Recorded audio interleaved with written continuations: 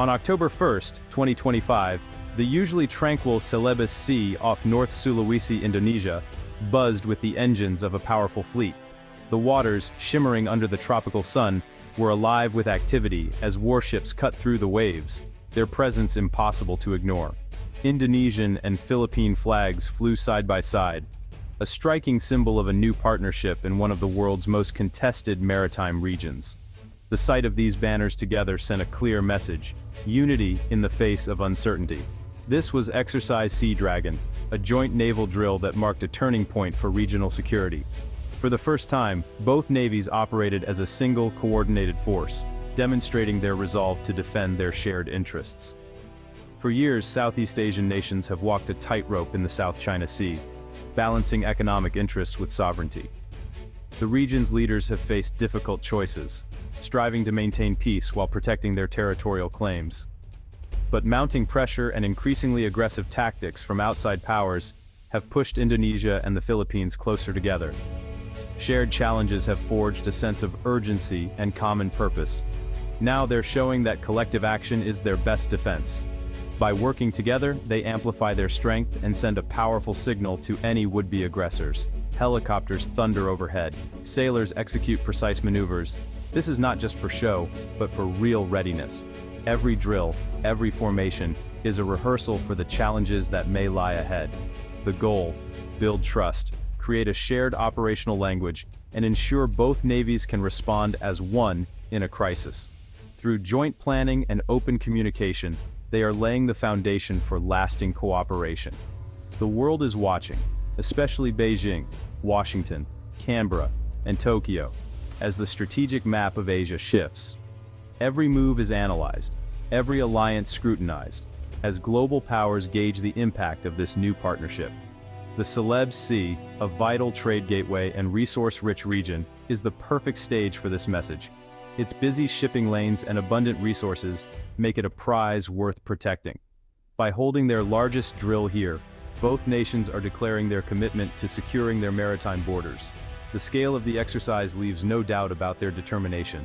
This is their home turf, and they intend to protect it, together. The message is clear: these waters are not up for grabs.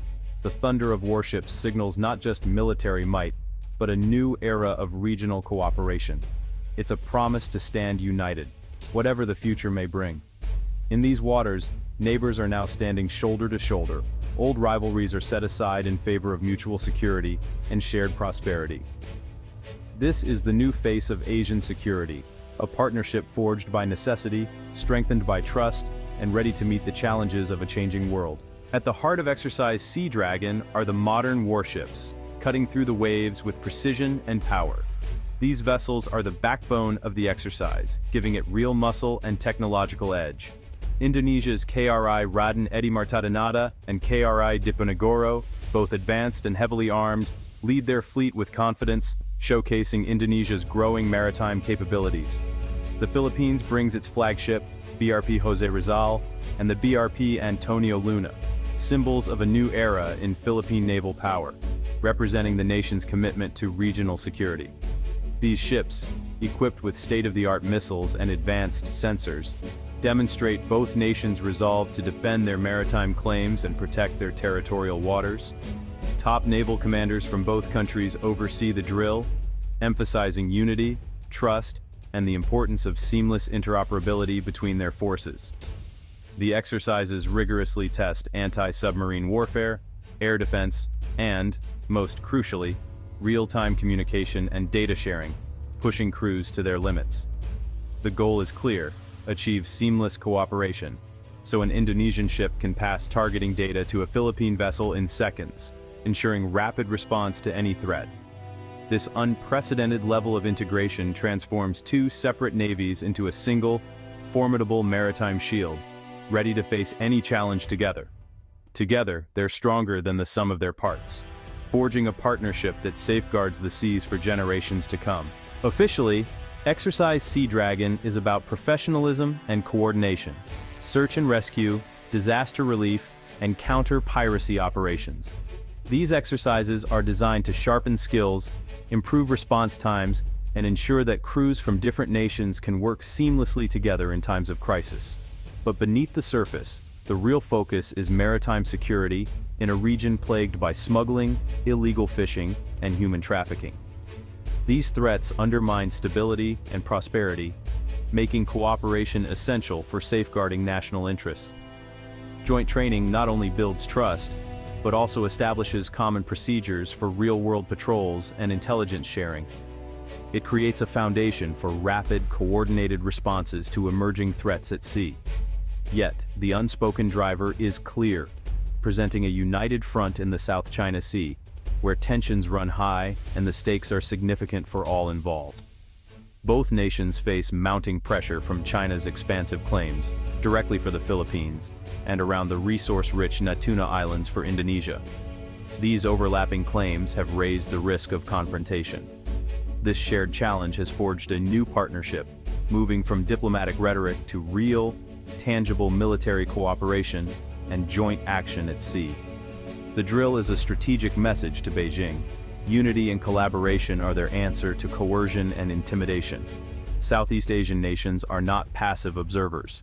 They're actively building capacity, strengthening alliances, and developing new strategies to protect their maritime interests.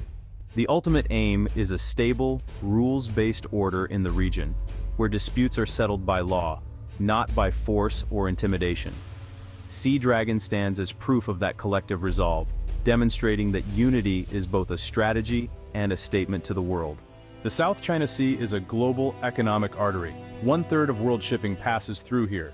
For Indonesia and the Philippines, keeping these lanes open is vital for survival. Overlapping claims, especially China's sweeping 9-dash line, fuel constant tension. Despite a 2016 tribunal ruling against China's claims, Beijing has only grown more assertive. Past joint drills were small and focused on piracy.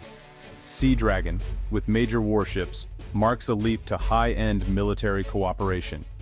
The legal and economic stakes make this unity essential. Lacking the means to enforce international law alone, these nations are building collective strength. Sea Dragon is their deterrent, showing they won't accept unilateral changes to maritime boundaries. Indonesia and the Philippines are part of a wider Indo-Pacific security network. The U.S., a treaty ally of the Philippines, maintains a constant naval presence and conducts major joint exercises. Australia, as a close neighbor, regularly joins patrols and provides training, deepening regional ties. Japan, facing its own disputes with China, supplies patrol vessels and joins regional drills. Even European powers and Canada are sending ships to support freedom of navigation. This isn't a rigid alliance like NATO, but a flexible web of partnerships. Indonesia and the Philippines can join bilateral, trilateral, or multilateral drills as needed. This minilateralism lets them build capabilities and send a message of collective resolve. It's a security architecture built on cooperation, not confrontation. The region is adapting, strengthening ties without being locked into old alliance structures. Flexibility is their strength. Official statements from Indonesia and the Philippines are diplomatic, focused on professionalism and peace. But the real message is clear. These drills are a direct response to China's assertiveness. Advanced warships and complex scenarios go far beyond countering pirates. The Philippines faces direct harassment. Indonesia, repeated incursions near the Natuna Islands. Both have endured tense standoffs with Chinese vessels. Their shared experience of pressure is forging a new partnership. By training together, they're building a credible deterrent. Sea Dragon is assertive diplomacy, military readiness reinforcing legal and diplomatic positions. The era of passive acceptance is over. China's official response to Sea Dragon is measured, calling for peace and dialogue. But behind the scenes, Beijing watches closely, viewing these drills with suspicion. Chinese media often frame them as provocations or US-led containment. Operationally, China monitors the exercises with intelligence ships and maintains a constant naval presence. It often responds with its own large-scale drills, signaling its military dominance. By shadowing foreign warships and running parallel exercises, China asserts its claim as the region's preeminent power. The message: China will defend its interests, regardless of new partnerships. The South China Sea is a battleground of gray zone tactics. coercion just below open conflict. Incidents like water cannon attacks on Philippine boats and swarming of reefs by Chinese militia vessels are common. These actions force tough choices: respond and risk escalation, or do nothing and lose ground. Indonesia faces similar challenges near the Natuna Islands, with tense standoffs and high-profile sovereignty assertions. The main actors are often coast guards and militias, not navies. Weapons are water cannons and ramming, not missiles. Sea Dragon prepares both nations to counter these tactics, sharing information, coordinating patrols, and building resilience. It's about resisting coercion by 1,000 cuts. Exercise Sea Dragon signals a fundamental shift in Asia's strategic landscape. Neutrality is no longer an option when sovereignty is at stake. Indonesia and the Philippines are investing in new ships, missiles, and radar, building credible deterrence. This trend extends across the Indo-Pacific, with new unilateral partnerships and security dialogues. The Quad and trilateral groupings are gaining momentum, creating a multipolar balance. Flexible, issue-based cooperation is replacing rigid alliances. This collective approach raises the cost of aggression and deters conflict. The principle is clear. Disputes should be settled by law, not force. The roar of engines in the Celebes Sea is the sound of a more resilient, collaborative Asia. A new era of partnership is taking shape.